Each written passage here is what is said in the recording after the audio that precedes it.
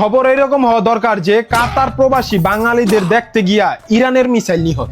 ভাবা যায় আমেরিকান ঘাঁটিতে হামলা হয়েছে, যেখানে বাঁচার জন্য নিরাপদ জায়গা না খুঁজা বাঙালি খুঁজতে গেছে মিসাইলের বিচে তামা আছে কিনা।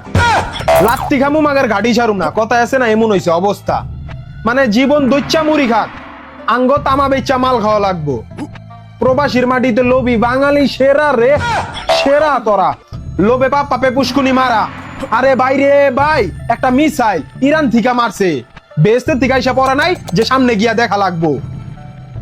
এটি তো মরলেও মানুষ হইব না, বাইচা থাকলে আর চোর হইব। এই দেশে পরমাণু বিজ্ঞানী হইব কেমনে? শালার মাথার থেকে তো সামান্য তামা চোরের চিন্তাই যায় না। কেমনে বুঝামু যে জীবন বাঁচান ফরজ, তামা চুরি না? দয়া করে এইসব কাজ থেকে বিরত থাকুন, দেশের বদনাম করবেন না। এই অবস্থায় সবাই সতর্ক থাকুন আর দোয়া করুন যে আমার বিয়া হোক আর না হোক, এই যুদ্ধে জানি ইরানের জয় হয়। হ্যাঁ।